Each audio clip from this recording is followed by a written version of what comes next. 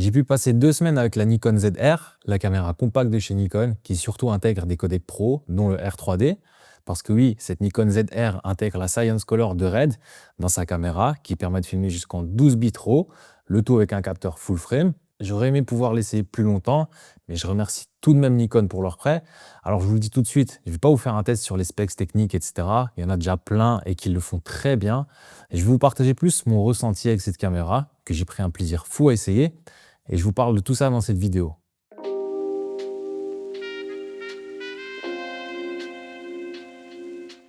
Alors, une fois la caméra reçue, j'avais vraiment hâte de la découvrir, de voir à quoi elle ressemblait, est-ce qu'elle était lourde, pratique, enfin bref, vraiment comme tout nouvel objet qu'on teste, on est toujours très excité.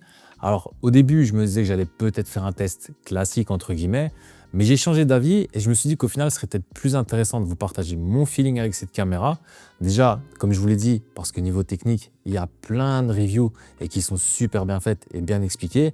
Et puis, vous le savez, moi, ce que j'aime surtout, c'est partager mon expérience avec un produit au-delà juste d'une simple fiche technique.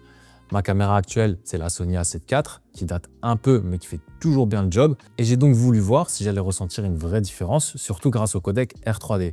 Je tiens à préciser que je me filme là avec la Nikon ZR. J'ai découvert une vraie caméra avec des points positifs, mais également des petits points plus négatifs.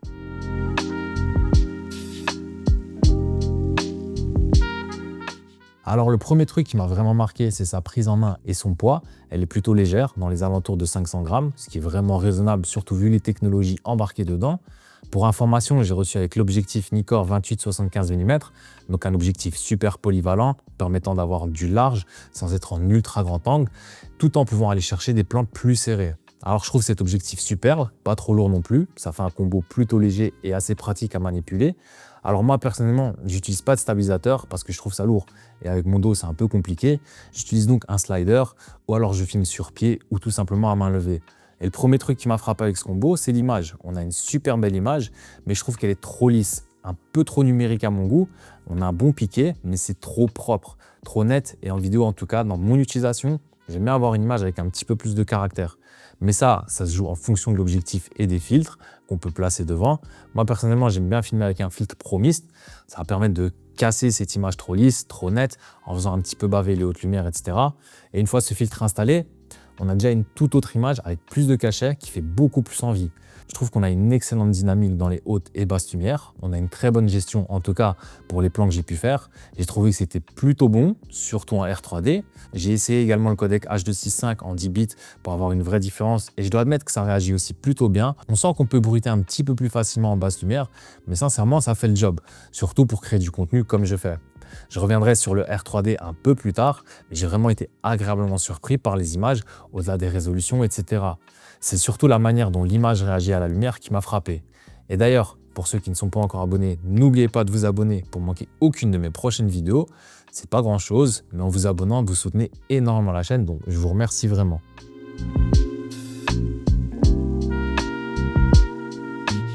Alors, évidemment, la première chose, on se demande si cette caméra peut ou va changer notre manière de filmer. Je dirais oui et non. Oui, parce qu'on sent qu'on est beaucoup plus sur un appareil conçu pour filmer plutôt qu'un appareil photo qui peut filmer. La nuance est petite, mais elle est là et on le sent dans la prise en main. Par exemple, avec l'écran 4 pouces qui est immense, c'est déroutant au début, mais vraiment très agréable à utiliser. J'ai l'habitude de mon tout petit écran sur mon Sony A7 IV où je vois à peine dessus. Donc, alors avec cet écran 4 pouces, je peux vous dire que c'est un vrai bonheur. On n'a également pas de viseur, signe aussi qu'on est plus sur une caméra, même si beaucoup de chefs opérateurs ou réalisateurs aiment encore cadrer avec un viseur. Mais on sent là qu'on a une caméra qui peut faire de la photo. Mais surtout, ça change ma manière de filmer parce que j'ai vu qu'avec le R3D, je pouvais aller loin en étalonnage et que je pouvais filmer en basse lumière, sans bruit numérique. Et ça fait une vraie différence. Surtout moi qui aime les images assez contrastées et surtout avec des lumières assez dirigées. Et puis je dirais aussi que ça n'a pas spécialement changé ma manière de filmer parce que j'ai pas spécialement réfléchi différemment à ma façon de faire mes plans. Si ce n'est que vu la dynamique et la latitude qu'il y a avec le R3D, j'avoue avoir été un peu moins regardant sur ma lumière. Et perso, moi j'utilise aucune assistance comme le Zebra, etc. Moi quand je filme, j'ai jamais vraiment aimé, je fais plutôt ça à l'œil. C'est peut-être pas bon, mais moi c'est mon habitude. Mais justement, j'ai l'habitude avec ma Sony de filmer comme ça parce que je sais comment elle réagit. J'ai donc fait de même avec la Nikon et j'ai été vraiment bluffé par le rendu. Alors, Malheureusement, j'ai pas eu la possibilité de tester dans toutes les conditions possibles parce que pour moi, une caméra, ça met plus de temps à l'apprivoiser, à se l'approprier. Là, j'ai dû aller plus à l'essentiel, surtout qu'il y a eu un petit souci. J'avais pas la carte SEF dès le départ, donc j'ai dû attendre quelques jours pour pouvoir essayer le R3D. Mais bon, voilà, ça, c'est pas très grave. Donc, je pense qu'avec beaucoup plus de temps pour se l'approprier, il y a sûrement d'autres choses qui changeraient mon approche sur cette caméra.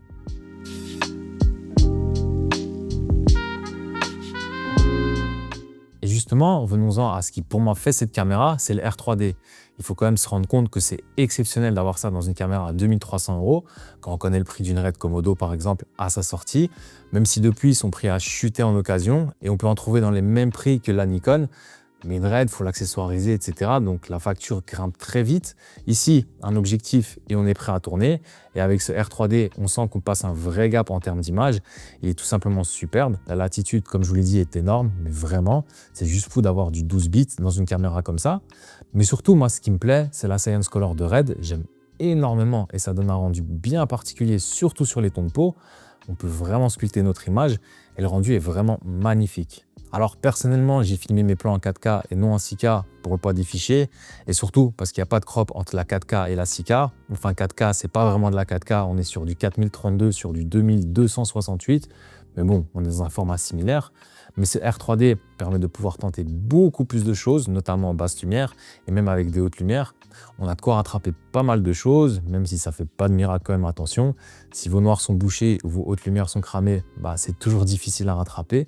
Mais on a quand même beaucoup de marge. En termes d'image, ce R3D et même avec le codec H265, ça apporte quelque chose de différent. On a une belle profondeur de champ également grâce au capteur full frame. Donc vraiment de ce côté-là, je suis plus que satisfait.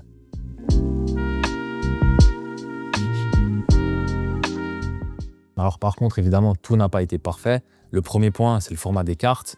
C'est soit du micro SD, donc un choix très particulier. Je ne comprends pas pourquoi c'est pas du SD tout simplement. Je me pose la question, mais bon voilà. Et le second format, c'est les cartes CF Express, donc des cartes extrêmement chères, même si elles sont super performantes. Il faut compter environ 200 € pour 256 Go, en sachant qu'un rush d'environ 15 secondes fait 1 Go en 4K.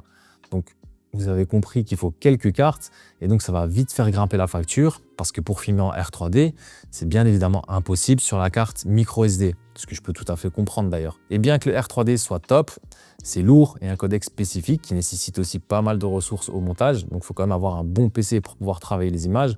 Sur un MacBook Air par exemple, ce sera beaucoup plus compliqué à travailler de manière fluide. Ça amène aussi sur le workflow parce qu'on a des fichiers très très lourds qu'il faut donc stocker et donc forcément il faut plus de disques durs ou SSD, donc ça augmente quand même pas mal aussi le workflow. Puis si on a du R3D, je pense que comme moi vous allez vouloir étalonner de manière plus professionnelle et donc dans DaVinci. Et DaVinci, c'est pas juste appliquer une LUT, c'est un process avec les nodes qu'il faut s'approprier, etc. Donc c'est des points à prendre en compte parce que sincèrement, si on part sur cette Nikon, c'est pas pour filmer en H265, c'est au minimum en ProRes, mais surtout en R3D. En tout cas, moi, dans mon utilisation. Ensuite, il y a aussi l'ergonomie parce que bien qu'elle soit agréable, j'ai trouvé le menu un peu complexe. On doit appuyer sur ce bouton pour avoir accès au petit menu rapide qui est super pratique, mais si on va aller dans le menu, il faut encore cliquer. C'est pas grand-chose, mais ça fait un peu bizarre au début et il faut aussi s'y adapter. On a aussi très peu de boutons, ce qui est pas mal en soi, mais moi j'aime bien avoir plus de possibilités pour personnaliser mes boutons et actions rapides. Et puis, je dois vous avouer que pour la photo par exemple, ne pas avoir de viseur, c'est quand même assez particulier. J'aime bien prendre mes photos au viseur et là, c'est un peu perturbant. C'est pas impossible, mais je trouve que c'est pas pareil sans viseur non plus. Après, encore une fois, on est plutôt sur une caméra qui fait de la photo, donc je peux le comprendre. Et dernier point, c'est le micro HDMI. C'est quand même assez daté comme port, je trouve, et surtout, c'est un port ultra fragile. Si vous l'utilisez, soyez vraiment vigilant parce que ça peut très vite bouger. Encore une fois, j'ai pu l'utiliser que pendant 2 semaines, voire un petit peu moins, puisque j'ai dû attendre la carte CF pour vraiment bien l'utiliser. Et donc, il y a des choses qui peuvent être amenées à être différentes si j'avais pu l'essayer sur plusieurs mois dans plein de conditions différentes.